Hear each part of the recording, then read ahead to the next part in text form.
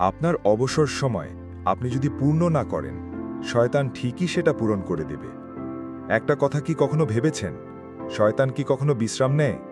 না ভাই, সে আপনার চেয়ে অনেক বেশি একটানা কাজ করে আপনার ঈমান নষ্ট করার জন্য, আপনার সময় নষ্ট করার জন্য। আর সবচেয়ে সহজ জয়টা সে পায় যখন আপনি অবসর, একলা কিংবা বিরক্ত থাকেন।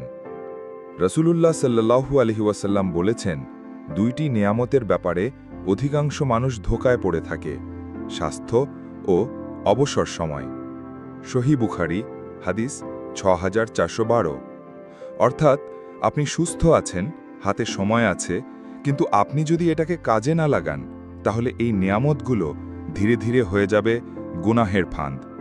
আজ অনেক তরুণ ভাই বোনদের দেখি ঘন্টার পর ঘন্টা বসে থাকে ফোনে, স্ক্রল করতে করতে সময় শেষ করে দেয়।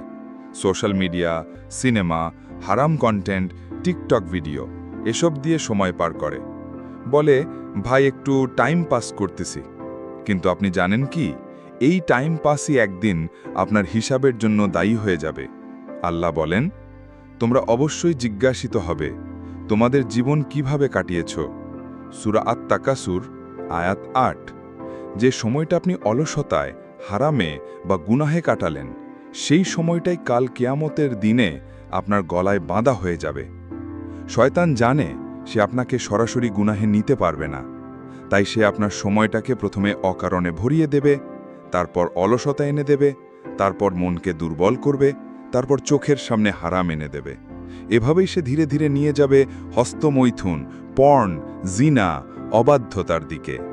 আর আপনি ভাববেন, আরে আমি তো কিছুই করিনি, অথচ করেছেন। আপনি আপনার সময়ের দায়িত্ব নেননি। ইসলাম আমাদের সময়কে বাঁচাতে শিখিয়েছে।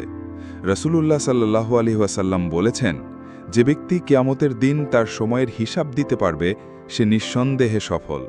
তিরমিজি। কিন্তু আপনি যদি সময়কে অবহেলা করেন, তাহলে আপনি শুধু দুনিয়া নয়, আখিরাতেও ক্ষতিগ্রস্ত হবেন। এখন প্রশ্ন, এই ফাঁকা সময় কিভাবে পূর্ণ করবেন? কুরআন পড়ুন অর্থসহ, জিকির করুন সুবহানাল্লাহ, আলহামদুলিল্লাহ, লা ইলাহা ইল্লাল্লাহ।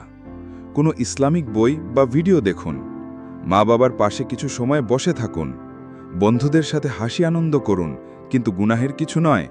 নিজের স্কিল বা কোনো ভালো অভ্যাস করার চেষ্টায় সময় দিন। আল্লাহর রাসূল কখনো অলস বসে থাকতেন না।